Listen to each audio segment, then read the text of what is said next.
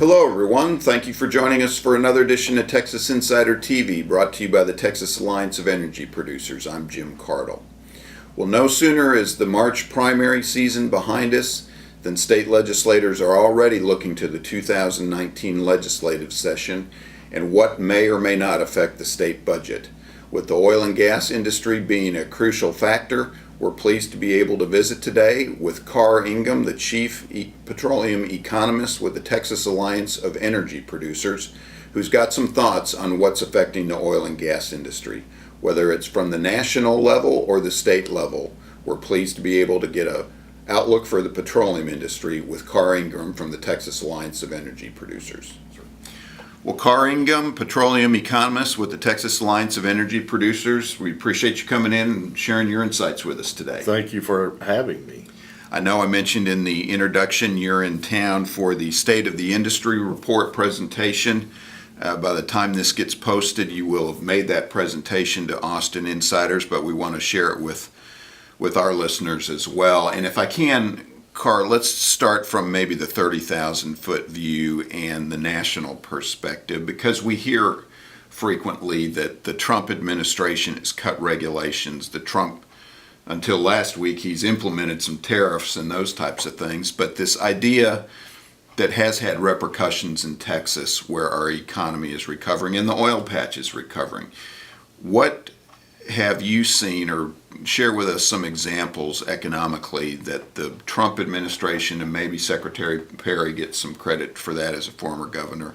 What have you seen in this new day and age of a Trump administration that's impacting our Texas oil patch? Well, I would say three things, broadly speaking. First and foremost, in the prior administration, and I don't think there was much doubt about this, no matter which side of the political fence you're on, I think it's safe to say that the prior administration just really had something of a target, sort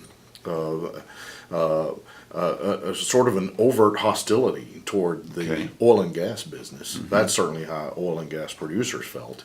So they felt like they had a target on their back for most of that administration, manifested by verbiage and rhetoric, but also by tax proposals that would have been damaging to the industry and other policy prescriptions that would have been damaging to the industry, proposals to limit activity, to elevate other alternative forms of energy artificially above fossil fuel, petroleum-related energy. So you may think all of those are wonderful things, but again, the general sense was that the prior administration had a more hostile approach to the oil and gas business in the United States, people who produce oil and natural gas and bring it to the marketplace for the benefit of consumers.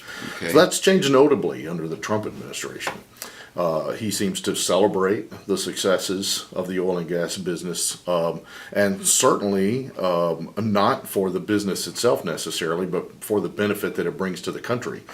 So I guess I would put it like this, and it certainly seemed this way to me. Okay. The prior administration almost made it seem as though the upstream, the exploration production guys, crude oil and natural gas producers in the United States were doing something terrible to America rather than something great for America.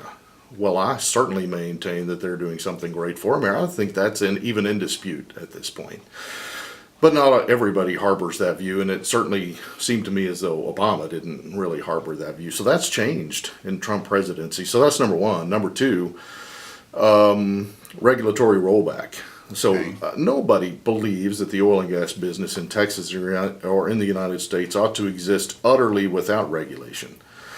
But appropriate regulation and regulation that it doesn't seem to be hostile in nature, that just appears to be punitive, that costs oil and gas producers money, which means their business activity is diminished and they can't do what they would otherwise do to bring product to the marketplace. So regulatory rollback with, yes, Governor Perry, but also the appointment of Scott Pruitt to the EPA administrator. Yes. And third would be tax reform. So, like him or not, he got something done that nobody had gotten done in about 30 years. That would be President Reagan, and that is a significant a reform in taxation. That didn't go as far as I might have wanted it to, but household rates were pulled back, business rates in particular. I mean, lowering the corporate tax rate from 35% to 21%, and other business taxes as well. And a lot of oil and gas guys do business under different structures, business structures. But the way that came out, business tax rates for all structures came down, plus some very important incentives, provisions, tax provisions that directly impact oil and gas producers, small and large, were maintained. So those are the three things that differentiate, I think, this administration from the prior one. So we have heard that in the West Texas neighborhood primarily, but all across Texas, about the increase in production and increase in drilling. Do you think that the tax reform is going to incentivize or carry on what so far has been a regulatory rollback per se, which seemed to initially get things started? Oh, I don't think there's much doubt about that. I mean, just consider it in mathematical and economic terms. What's now not being paid out to the government in the form of income taxation is now available to be put to work in the oil patch. So rather than being a tax expense, it's a capital expense over here that can be used to drill additional wells, to pay people, to pay service companies, all of the things that oil and gas companies do with their revenue. Their revenue stays in their pocket, and they can put that to work and deploy it on the ground rather than pay it out to government. So mathematically, there's no doubt about that. The answer to that question is yes. You and I were talking before going on the air about an economist being an accountant with a sense of humor. I like your mathematical reference there. And folks, I want to thank you again for joining us for this edition of Texas Insider TV. You often hear me say, brought to you by the Texas Alliance of Energy Producers. Karr Ingham is who we're visiting with today, the petroleum economist for the Alliance. Karr, let's maybe move to a little different angle away from all the benefits and the positives that you've covered. And that has to do with the Texas economy itself. And give us a perspective. We think about politicians and our state elected officials coming to Austin every 2 years to write a state budget. But in the last 10 years, if you can, a historical perspective, there have been some real challenges for our state legislators writing a budget, and it's been because of the oil and gas industry predominantly, is what we've been told. Can you give us a little historical perspective of what's gone on maybe in the last 10 years to imply some relevance to where we are today? Oh, sure. Well, the Texas economy has long been connected to the oil and gas business, as you well know. That connection was really strong in the 1980s, where a downturn in oil and gas business actually sent the state into a long and deep recession from which it took years to recover.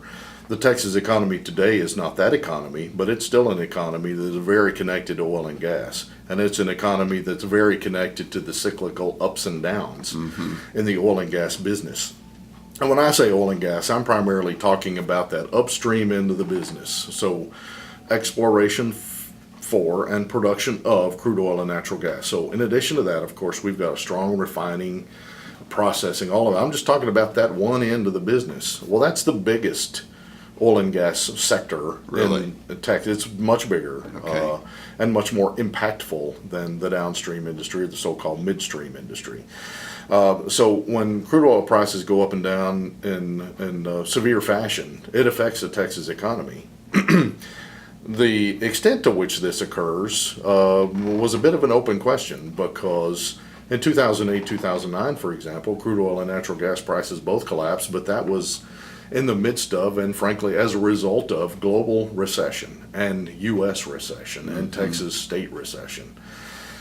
Well, in 2014, in the second half of 2014, crude oil prices began to decline. By the time all was said and done, they had gone down by about 80% over the course of a little over a year and a half. And we all know the $100 a barrel figure was prominently in the news. So we started from there, and what goes up must come down. Well, in June of 2014, crude oil prices were routinely averaging in excess of $100 a barrel. On February the 11th, 2016, the posted price, which is what these guys get paid out there in the field, got down to about $22.75 a barrel. So Wow. pretty significant, not just for them, but for the industry, and then more broadly speaking, to your point, to the state's economy. So, so we had this period of time where the crude oil and natural gas industry is tanking. Frankly, I mean, the rig count's going down by 75 or 80%. We're losing 100,000 employees, high-paying jobs. And industry impact, just the revenue that's flowing from production, is being cut by, again, 75 or 80%. So this is occurring at a time when otherwise there's nothing economically negative occurring out there. The U.S. economy continues to grow. The global economy was generally in a state of expansion with some exceptions here and there. Okay. The Texas economy otherwise would have been. In other words, this was really the only thing going wrong. So the question was, is that one event going to be the thing that takes the Texas economy into recession? In other words, does it still have that kind of hold over the Texas economy? The answer to that question, I didn't know the answer to going in, and now only in hindsight do we sort of know what the answer to that question was. The answer to that question was no, it was not sufficient to take the Texas economy into recession, but Really? it was sufficient to bring it pretty close to it. And again, crude oil prices began to decline in late 2014, did so all of 2015 and on into 2016. The Texas economy really began to feel the sting of this event in the second half, probably, of 2015. So employment growth rates began to narrow, and they ultimately got down to about zero. So in other words, job growth has evaporated, Okay. whereas it was pretty strong up to that point. Sales tax receipts, which is just a proxy for general spending by households and businesses in Texas, actually went negative in a year-over-year sense in the fourth quarter of 2016. Well, those two things alone, if you've got declining employment, just a decline in the number of jobs that exist out there, and declining spending by households and businesses for certainly any sustained period of time, that's the very essence of recession right there. But it didn't last long enough. Employment didn't actually go negative, and spending didn't stay negative for any great length of time. So I would say no, we did avoid a recession, or didn't enter into one. I don't think any economist thinks that we did. It sounds like you're kind of saying, as we all often refer to in government terms, a cut in the percentage increase is viewed as a real cut, where here what you're talking about is not an actual negative loss of jobs, but a decrease in the increase. Sure. People like me tend to think of these things in terms of growth rates. So when you've got 3% growth rate going in and 0% growth rate coming out, your point is well taken. We didn't actually lose jobs, but we like job growth, and historically, and it's the norm in Texas. Job growth at some rate. So when we don't have job growth, it typically means something is going on out there, and that something in that case was a major downturn in oil and gas. But we recovered from that. The Texas economy is now growing nicely, and in fact, one would almost have to say that in 2018, I hate to use this sort of buzz phrase, but we are kind of clicking on all cylinders right now. I mean, we've got a growing economy is beginning to kind of sputter to life after this kind of global recession hangover from 2008 and 2009, which, by the way, is ticking up energy demand on a global basis, which is helping to support crude oil prices even today. And so this is, I think, going to be a year of solid economic performance in the state of Texas, which ought to be the case ending this year, moving into next year, and beyond.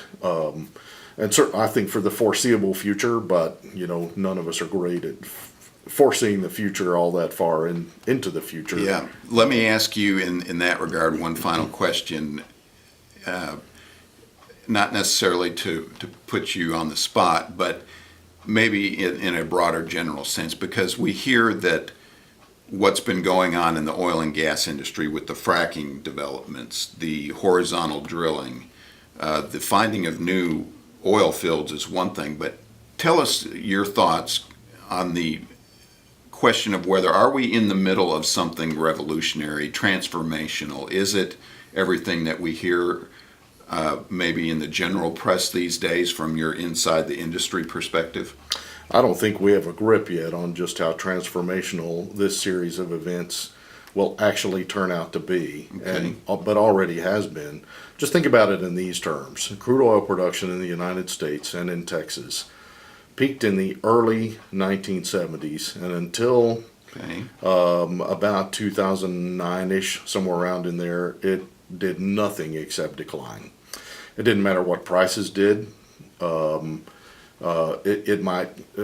Higher prices might mean the rate of decline is slowed, but generally you just had a state of chronic decline in U.S., Texas, and global crude oil production, Okay. leading to this sense that that's going to be the case from now on. There's nothing we can do about it. It's not geologically possible to produce more crude oil than we are right now. The phrase peak oil There you came go. in vogue, It certainly did. but now does not apply, I guess. Does is not what you're apply saying. in the least. Really? I mean, all of the gloom and doom, skies falling, and frankly worse scenarios than that have turned out to be unfounded. And so what began to happen in 2009 was that crude oil production began to turn upward. In the United States, between 2009 and 2015, when crude oil production finally started to go down a little bit in response to these lower prices, crude oil production in the United States essentially doubled. Really? Doubled. It's a stunning occurrence. Crude oil production in Texas more than tripled over that same period of time. And so, again, these were events that nobody thought possible. In other words, I know crude oil prices are going higher, and if you're a market guy like me, you think, well, higher prices are supposed to stimulate additional production.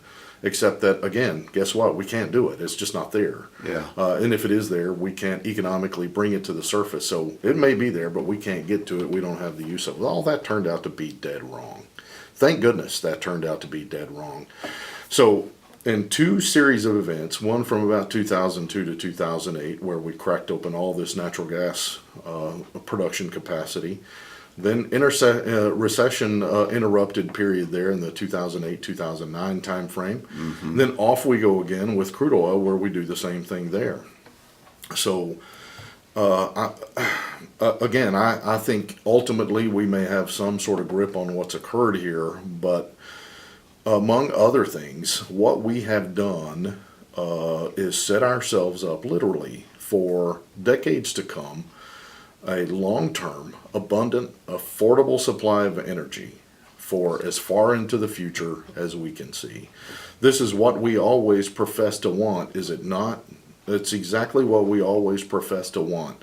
That plus reduced reliance on crude oil and energy coming from other places around the globe. Well, at the same time we're growing production here, we are in the process of reducing crude oil imports from what were about 65% of our usage in the 2006-2007 time frame down to something a little bit in excess of 20% in 2014. Again, this is what we always profess to want, is it not? But when these things start occurring, we start having enemies of what we're doing out there. And again, leading to this ridiculous notion that these oil and gas guys who are bringing all these things into being in terms of these fantastic outcomes are doing something terrible to America rather than something great for America. And so let's just think about the outcomes here, and in fact what we are doing and have done, will continue to do on into the foreseeable future. So it's a stunning set of developments. I wish there were broad recognition out there of just how spectacular it is. You use the term fracking, and frankly it is that alternative sort of technology which is now becoming conventional technology. Horizontal drilling and hydraulic fracturing for natural gas first and then for crude oil. That's what's made all of this possible. But really what's made all of this possible is just the sort of allowing markets to run their course. Crude oil prices go sky high between 2002 and 2008, from 20-something bucks a barrel to 150 bucks a barrel. Consumers are feeling the pain. Gasoline is going to nearly $4 a gallon in Texas. I get that. I didn't like it either. But had somebody at the political level been able to stop that in its tracks for the benefit of consumers, we would not be seeing any of this today. So thankfully, consumers are reaping the benefit of the pain that they had to endure as a result of higher prices. But I've always been a believer in markets. I have to tell you, I didn't have any great sense that higher prices for crude oil were going to result in what ultimately came to be.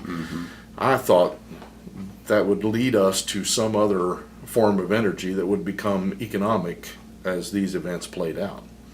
And that may yet be the case into the future. But right now, here's what we've done. Here's where we are. And make no mistake about it, we're all better off for it. To an exponential magnitude. Well, speaking of here's what we've done is run out of time with your wisdom and insight, but Karr Ingham, the petroleum economist for the Texas Alliance of Energy Producers, we appreciate you coming by. Hope you'll come back again. Been my pleasure. Folks, remember to tune back in for future editions of the Texas Insider TV show, again brought to you by the Texas Alliance of Energy Producers. And remember, you're either an insider or you're not. I'm Jim Cardle. Thanks for joining us.